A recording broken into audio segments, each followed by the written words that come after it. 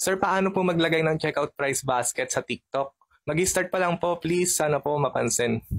Ayan, sige guys, tara, papakita ko sa inyo kung paano. Pasensya pala guys kung super tagal ko mag-reply sa mga comment nyo. Lately ko lang napag-isip-isip na gumawa ng mga ganitong content kasi wala na akong mapagbentahan dito. Pero bago tayo dumako, make sure na may laptop or desktop kayo bago gumawa ng product list.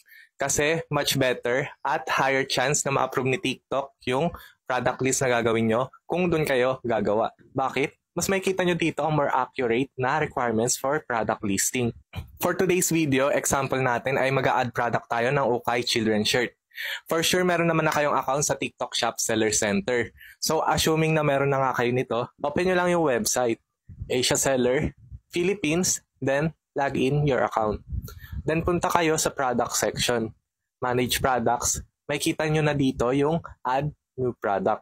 Click nyo lang yan, yung mga nakikita yung asterisk na red, yan po yung mga required na ma-fill out. Proceed tayo sa product name. Dito, depende yan kung anong ukay ang binebenta mo. In this case, lagay natin children shirts for live selling. Ayan, all caps. Kasi gina-gina tayo mga benta dito sa TikTok. May lalabas pala ng mga keywords dyan. Di naman required pumili dyan. Pero kung trip nyo, pwede naman as long na nag-apply yung keywords doon sa mga paninda nyo. Sa category section naman, matik nag-fill out yan accurately. Kung tama naman lumabas, okay na yan kagaya nito. Pero kung nagkamali ng category yung autofill, baguhin nyo na lang at itama kung saang category nag-a-under yung paninda nyo. Sa brand section, lagay lang natin dyan, no brand. Sa product attributes naman, pwede nyo na i-leave blank lahat yan dahil ang Ukay shirts ay nag-iiba-iba and di naman yan required. Pagdating sa product image, make sure na high quality yung pictures na i-upload. At least 1,200 pixels by 1,200 pixels ang resolution. And at least 5 images yung nire-require dito. Nag-edit ako ng mga pictures para mas clear sa mga makakakita na for live selling purposes lang yung mga products. Canva is the key. Pero take note guys, wag na wag kayo maglalagay ng pics na may logo ng known brands. Kasi matik violation na yan. So, piliin nyo yung mga plain, magagandang prints, basta wag logo ng kung ano-ano. Okay? Sa size chart section naman, dito mamimili ka if either use size chart tool or upload image.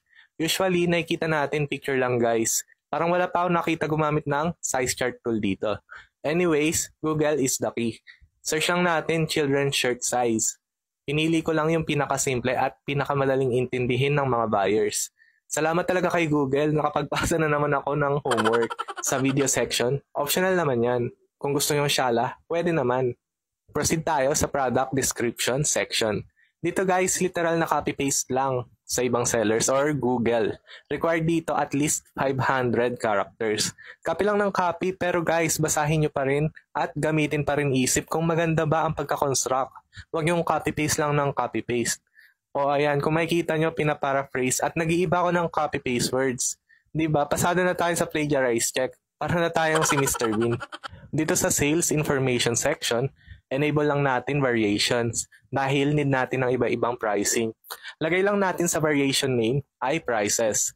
Then under that, i-require tayo na maglagay ng iba't ibang options. Yun nga yung pricing nyo guys. Depende yan sa seller kung gusto niya 50, 75, 100, like 25 increments. Pero ako kasi guys, pag naglalagay ako sa ganito, ginagamit ko yung power of 30 increments para mas madalian ako mag-compute lalo na sa nakaka-pressure na situation. Again, nasa inyo yan kung saan kayo madadalian ng mga prices. Para sa akin kasi, mas organized to. Pag may mga nagpapatotal, alam ko agad kung magkano.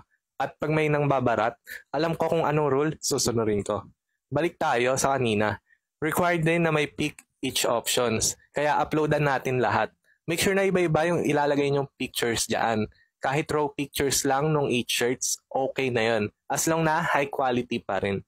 Dito sa variation list, i-require tayo na maglagay ng retail price and quantity. Ilalagay lang natin sa retail price kung ano yung mga presyo na nilagay natin.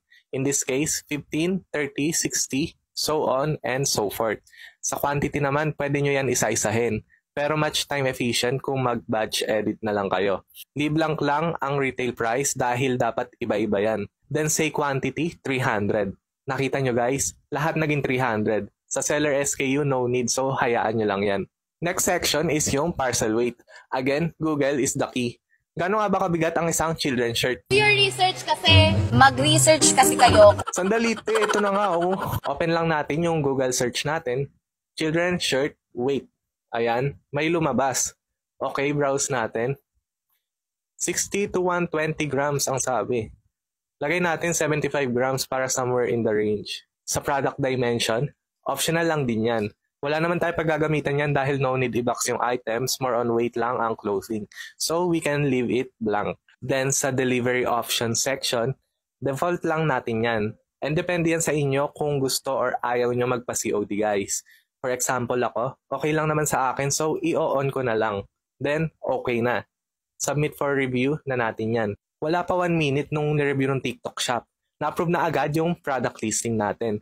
Pag nakita nyo active na yan, pwedeng-pwede na yan. Ganun lang naman siya kadali. Basta magko-comply kayo sa requirements na hinihingi, kagaya ng ginawa ko to. Yan guys, ready na kayo for live selling. Make sure na nakalink yung TikTok account nyo dun sa TikTok Shop seller account nyo. Dito lang makikita yan guys, sa left side ng screen. Punta lang kayo sa my account, under link TikTok accounts. Then punta kayo dito sa marketing accounts. Then click nyo lang itong link new TikTok account. Then lagay nyo lang username nyo. May marireceive agad kayong notification dun sa TikTok account nyo na monetization. Accept nyo lang yon. So ang ibig sabihin yan, nakakonect na yung TikTok account nyo dun sa TikTok Shop seller account nyo. Open nyo lang yung TikTok sa phone, then punta kayo sa profile nyo. Surely mag-a-appear na yung basket sa profile nyo, then click nyo lang yan. And click nyo itong TikTok Shop button. So lalabas itong interface. Then click nyo tong Your Shop. Dahil yan ang shop natin at nandyan ang listings natin. See? Add na lang din natin yan para mapunta sa basket ng TikTok profile natin. Diba? Nasa profile na agad natin. Happy ako na natulungan kita ngayon. So ano pa hinihintay mo? Ikaw na lang hinihintay ng TikTok para makapag-live ka. Ayan na naman tayo. Grabe ang ingay nyo.